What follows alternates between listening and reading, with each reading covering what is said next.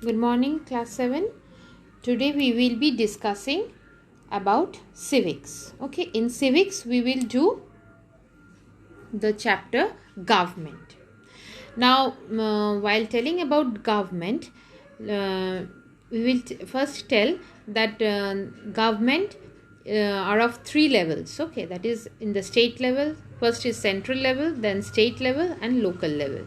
In the local level, the government acts in the form of Panchayati Raj, and we will be discussing about the state government. Okay, now in the state government, the government has three branches, that is judiciary, executive and legislature.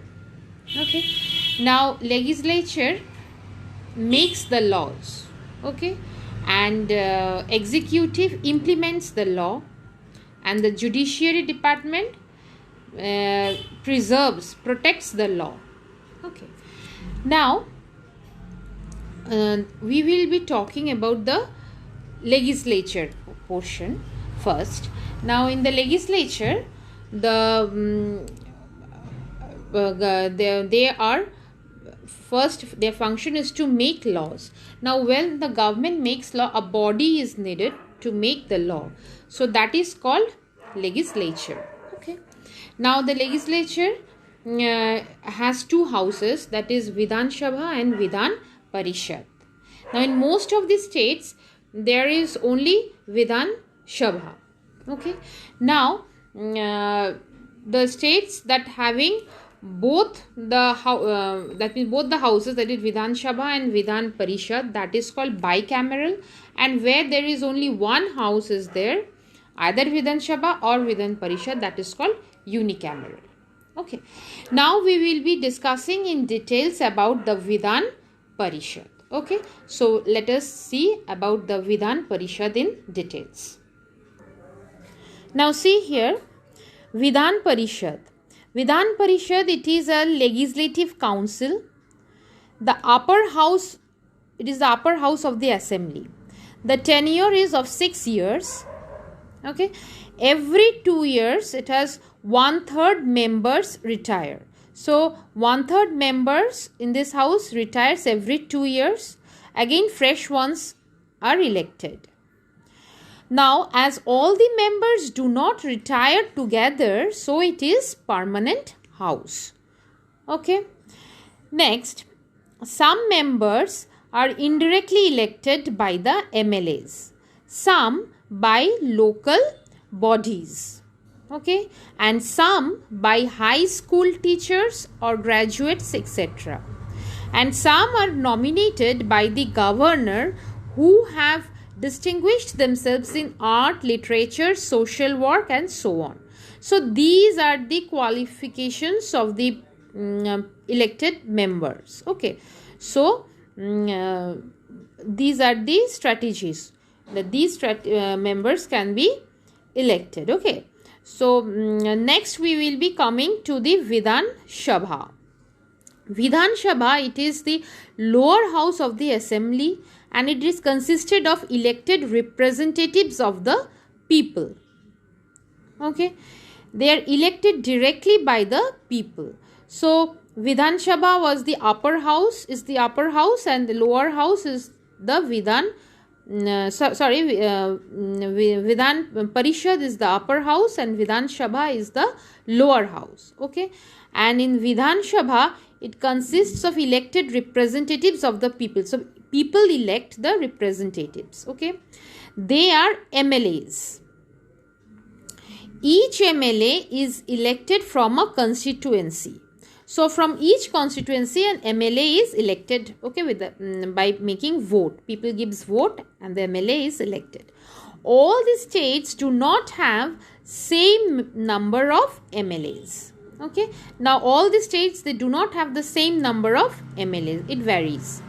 It is decided by the number of constituencies in the state. Now how many MLAs will be there in the state? It is depending upon the number of constituencies in the state. How many constituencies are there in that state? Which in turn is decided by the population of the state. And that is also how many constituencies will be there in the state. That is also decided by looking at the population of the state, by seeing the population of the state. Like Rajasthan, though it is the largest state, it has 200 members. Okay, and Madhya Pradesh, it is the second largest state and it has 230 MLAs. Is it clear? So you can see the difference. So in Vidhan Parishad, we had members which are indirectly elected by the MLAs. Okay, and some were elected by the local bodies, some by the high school teachers, graduates, etc. Some were nominated by the governor, who have high ranking positions in the art, literature, social work and so on. But in Vidhan Sabha, it is elected representatives of the people and they are elected directly by the people. Okay, and the MLAs are selected by seeing the number of votes.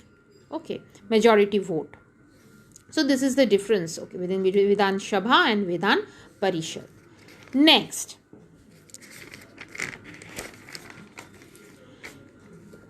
now life of the Vidhan Sabha, how it is. Now life of the assembly, it is 5 years, but in case of emergency or vote of no confidence against the government, then the assembly could dissolve before 5 years. Okay, and fresh elections can be held. So it is generally of 5 years, but in case of no confidence, if there is situation was no confidence, suppose the opposition party claimed no confidence, okay, against the government, so at that time against the ruling government, at that time it can be dissolved, okay, before 5 years, and fresh elections can be held. Next, qualifications. What are the qualifications? Citizens of India, they who have attained 25 years of age and not holding any post of profit in the government, okay, and they are not being convicted by the court with imprisonment. They should not have any case history of imprisonment, okay, of 2 years or more, and who have a very good mind, very sound mind. So these are the qualifications who can be the member. Okay. Next comes the leaders of the legislature. Members of the Legislative Assembly elect speaker and deputy speaker, okay, among themselves. Now they they preside when the house meets. So these speakers, they preside when the house meets, okay, and controls the proceedings of the house and also ensures the order. Now at times when order cannot be maintained, then the speaker adjourns the house for a short while, okay, and dissolves the house for a short while, and in extreme cases it rests for the rest of the session. So he may adjourn the house for a short while, or in case of extreme cases, if the cannot manage the proceedings, if he cannot manage it, then it can be adjourned for the rest of the session. Okay. Achha, next the functions. What are the functions? Now, making laws, presenting the budget, these are the functions. Now laws were under the state list, okay, and in the central government makes laws on defense, foreign affairs, banking and the railway. So the state government or the state lists were the making of laws, presenting the budget, okay. So these are the laws of the which comes under the state list, and under the central government department, central government makes laws on defense, foreign affairs, banking and railway. These departments were seen by the central government. State government makes laws on subjects of local importance. like agriculture, trade and commerce and education. So these are the subjects that the state government makes laws on these subjects, okay, which is of local importance, like agriculture, trade, commerce and education. So state government looks and makes the laws on these subjects. Next comes the making of law, how the law is made. First, introducing of a bill. Draft of law is prepared and presented in legislature, okay, and this is called bill.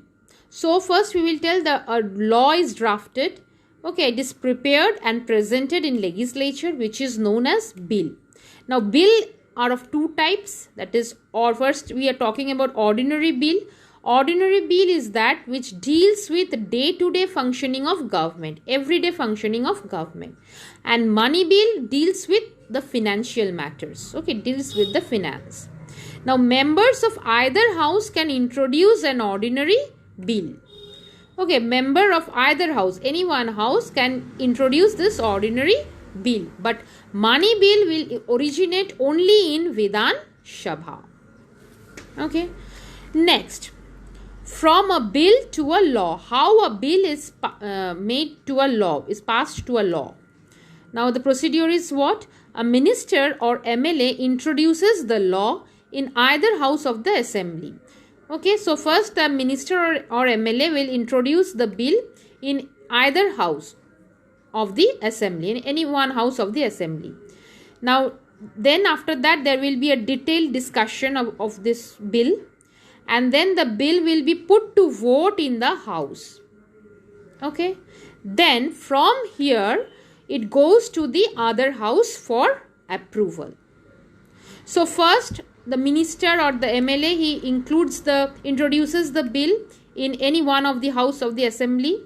Then there will be a detailed discussion about it. Then the bill will be put to vote in the house. Okay. Then from here it will go to the other house for approval. Okay.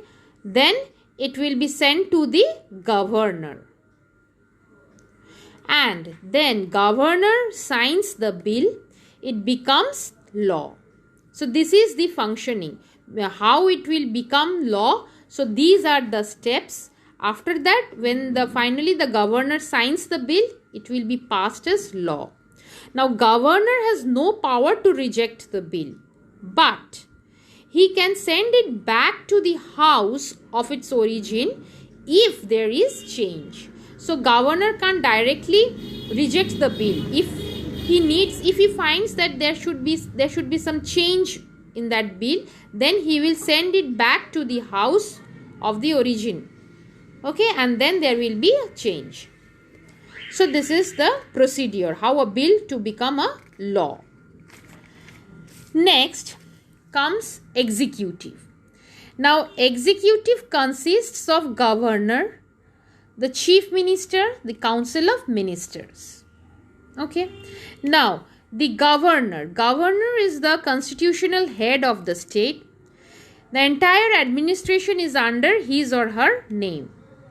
And the governor is appointed by the President of India on the advice of the Prime Minister. Okay. And so in the term, what was the term? What is the term? It is 5 years term. Okay, if president wants to remove the governor before his or her tenure gets over, governor can be, so if president wants, he can remove the governor before the given term, that is before 5 years, he can able to remove the governor if president thinks that the governor is not perfect one. Okay, and the governor can be again reappointed for another term. Okay, so these are the criteria. Next comes qualifications. What will be the qualification? The governor must be the citizen of India, completed 35 years of age, and not been convicted in a court of law. That means he should not have any history of imprisonment or any such court convicted in in a court of law, and he should have a sound mind. Next comes the powers of the governor. What are the powers of the governor? Now, governor is as the constitutional head of the state, does not have any actual say in the running government. Okay, so though he is a constitutional head, but actual say he doesn't have. Governor, so but what powers he has? Governor appoints the leader of the party, gets the maximum seat in the assembly as the chief minister, and the governor appoints council of minister, certain high officials, etc. on the advice of the chief ministers. Okay, so these are the functions, these are the powers of the governor. Next comes the governor convenes or prorogues the assembly session. So governor can begin or end the assembly session. Okay. On the opening day, the governor addresses the joint session of legislature. Okay, and so he will discuss about the policies in brief. And he has also some judicial power. What is the judicial power? It includes reducing judicial punishments. Now, if he wants, he can reduce the judicial punishments given. It has also discretionary powers. That means it has the power of recommending president's rule in the state. Okay, so it has the power to recommend president's rule. Now, president's rule, when there will be a president's rule? President's rule is imposed in a state when no political party has majority support in the assembly. So, when in the assembly, if there is no majority support in the political party, okay, if both the party has no majority, same level, then who will govern the state? Okay, at that time, governor will be selected. Okay, and at that time, president will govern. Okay, and as majority support in the assembly or ruling party dismissed from the government for mismanaging the state. Now, one condition, if no political party has majority support in the assembly, in that case the president's rule will be there. Or if the ruling party, suppose the party who has won in the vote, that ruling party, if he misbehaves, okay, or does some bad things, okay, then he will be or she will be dismissed from the government, okay, for mismanaging the state. At that time also president's rule will be there. And if the president's rule will be there, then governor's function will be important. Okay. Next comes chief minister. Chief minister is the leader of the party which is majority in the assembly, is appointed as the chief minister by the governor. Now, chief minister selects the ministers from among his or her colleagues in the legislature. So, the leader of the party, okay, which as majority in the assembly is appointed. So, the majority who is appointed in the party, he is the leader or she is the leader of the party, okay, and is appointed as the chief minister, and this appointment is done by the governor. And the chief minister selects the other ministers from among his or her colleagues. Okay, these ministers are known as council of ministers or state cabinets. Now we will be coming to the council of ministers. Now, executive body of the state carries day-to-day administration of the state. Okay, so council of ministers is the executive body of the state and it carries day-to-day administration of the state.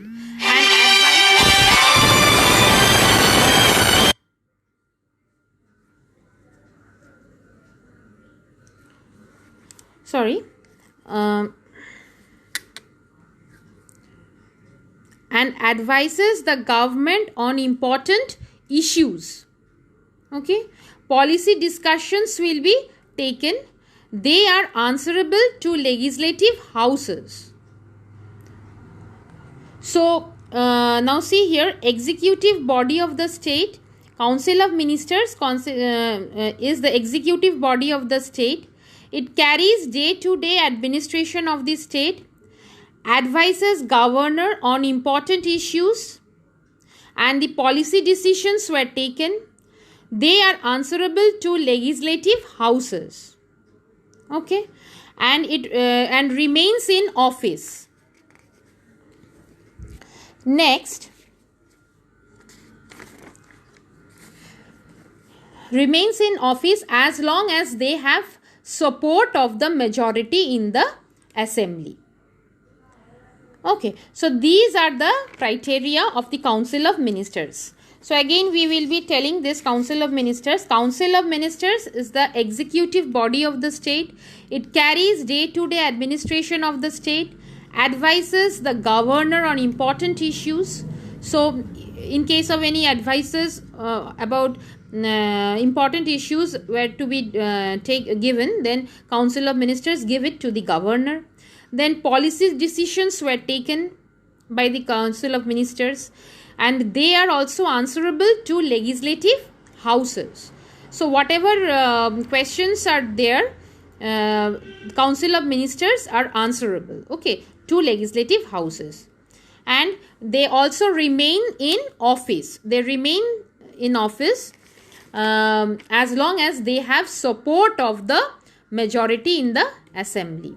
So as long as they have support in the assembly, the majority support will be there, they will be in the office.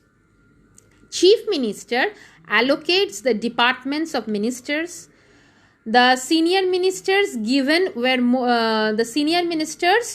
they were given more important departments like departments of home and finance. So these senior ministers are form cabinet. Okay. Next we are coming to the judiciary. At state level, High Court and the subordinate courts are there. District and Session Court are there. Provincial Court and Naya Panchayats are there. In the High Court, head of the judiciary at the state level. So in High Court, head of the judiciary at state level was the High Court is considered as the head of the judiciary at state level. Okay, and it has Chief Justice and many judges.